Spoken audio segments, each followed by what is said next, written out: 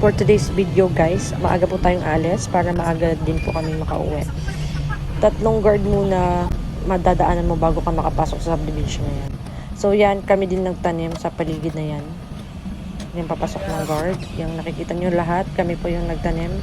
And itong sa first na bahay, yan po yung landscape namin last month. Yan, 2 bahay magkatabi. Yan, pababa na po kami. Yan, hindi kami yung nag-landscape at tsaka yan. Yang man-made lake, kami po yung nag-landscape niyan. Paligid niyan at saka sa taas. Tapos yung ibang puno, kami din po yung magtatanim. Parang papunta ng langit. Yang kanan ng mga bahay, kami din nagtanim. Yang 3 bahay na magkakatsape, kami rin po nagtanim. Yan, binababa na po namin yung mga plants na kailangan namin for today's landscaping. I-renovate po namin yung nilandscape namin kasi gusto ng may-ari ng maraming plants and mag-a-add siya ng bamboo, pole bamboo sa paligid ng bahay para matakpan yung mga marites sa paligid niya. Char! Hindi. Gusto lang niya masarap yung hangin. Ito, kapitbahay to. Kami din nag-landscape. And nagme-maintenance din po kami yan. Yan po yung front na. And later on po, i-renovate namin yung harap para dumami po yung plants.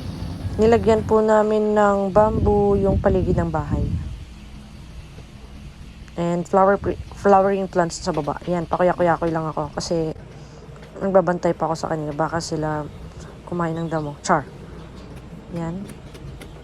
Nire-renovate na. Oh, parang bahay lang, nire-renovate.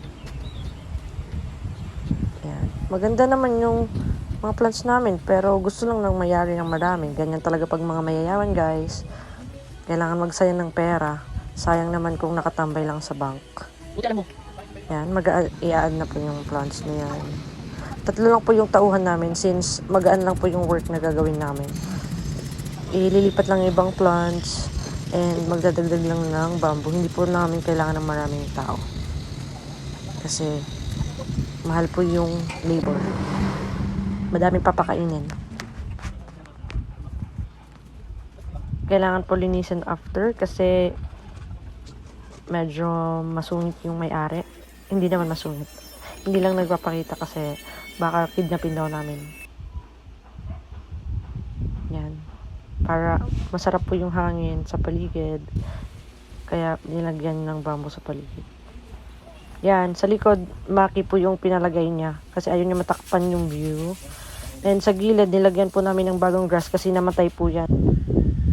Kami po yung nag-landscape sa 3 bahay na yan. Para pareho po yung landscape namin. Pero yung gitnang bahay, nagpa-renovate siya ng mga halaman at saka nagpa-additional ng plants na bamboo, maki, and flowering plants. Uwi na po kami kasi tapos na po yung work namin. Yung Diamond Lake na yan, man-made lake siya. Kami din po yung nagtanim sa palibot na yan.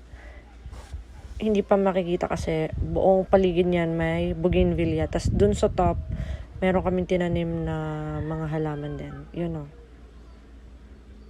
And then, palabas na po kami ng subdivision na ginawa namin. Yan, kami din po nagtanim sa paligid niyan. Yung kaliwat kanan na bougainvillea, kami po nagtanim. And then, yung island na yan, kami po nagtanim.